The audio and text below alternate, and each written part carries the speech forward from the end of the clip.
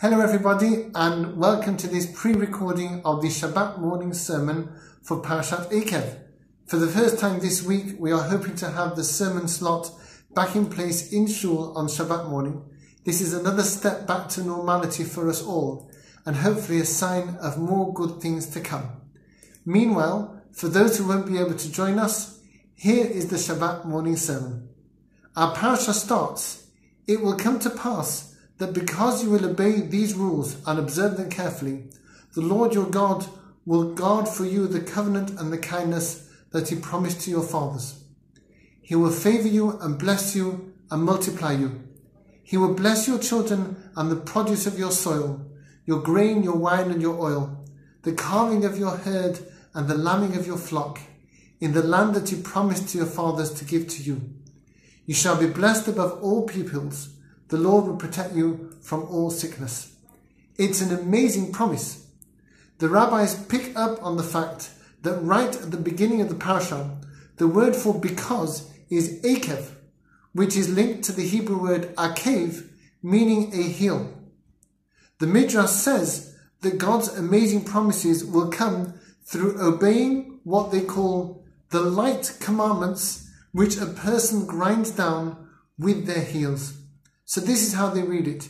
It will come to pass that because you obey the rules that people grind down with their heels, that God will love you and bless you, observe his covenant, and give you all that you could possibly wish for. Why should God's wonderful blessings come specifically through the mitzvot that we grind down with our heels? And why does the Torah describe mitzvot in such an odd way?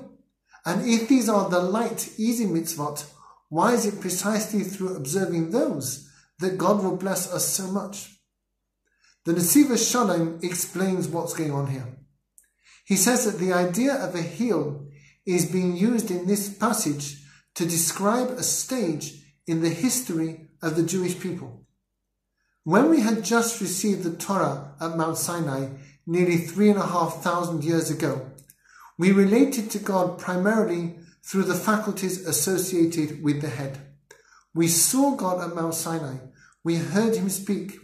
We passed on these messages to our descendants so clearly that they lived in that vision and that message. There was such a spiritual clarity as well that merely looking at creation meant that people could discern God's greatness with tremendous force. As time went by, the echoes from Sinai diminished.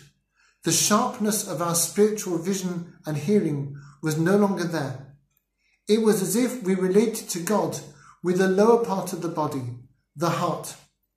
At this stage in our history, we did not have such a direct experience of God, but our emotional bond with him was still very strong. We cared deeply about God and his Torah. Entire communities pledged their very lives for the sake of not budging 1 millimeter away from their Jewish identity, even on pain of death. We lived in ghettos, we paid our Jew taxes, we endured humiliation, we learned all hours of the day and half of the night to keep our bond with Torah and mitzvot strong. Time has moved on. We are no longer even at the stage of the heart. So many of our people see their Jewish identity not as a privilege, but as an ethnic oddity, an outdated burden to be cast aside.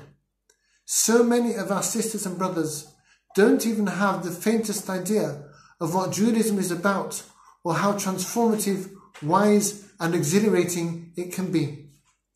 Our stage is not characterized by the head or the heart. We are the generation of the heel, distant from the head and the heart, backward facing, thoughtless, desensitized by its thick skin, not even aware of how spiritually degraded it is. So many of our generations see mitzvot as trifling things to be ground down by the heel, or as childish stories and fiddly rules to be tolerated in childhood and then cast aside like an old pair of shoes as maturity arrives. It seems a pretty damning assessment of where we are. But the Nesiva Shalom finds a special blessing in this passage precisely for our time.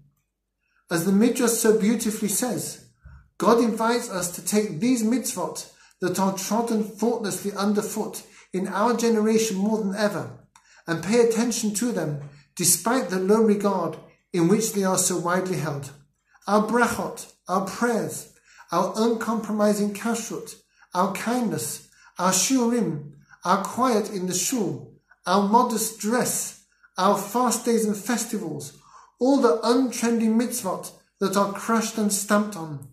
These are the very keys to our salvation, the paving stones on the route to the redemption and the land of Israel.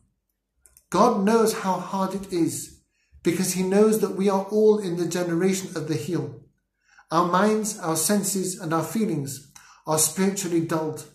If someone in our comfortably numb generation observes a mitzvah, learns a line of Torah, refrains from talking in shul, the effort is so great and the faith so unshakable that God prizes our mitzvot above all else and will shower blessings upon us as a reward. Thus, Parashat Eikev calls us all to be revolutionaries. It is not an easy road to travel, but our destination, mark my words, will make it all worthwhile, and we will have the pride of knowing that in our times, the hardest of all, we stood firm and true in our Jewish mission, and we brought the salvation and the return to Israel. Thanks for listening. Shabbat Shalom.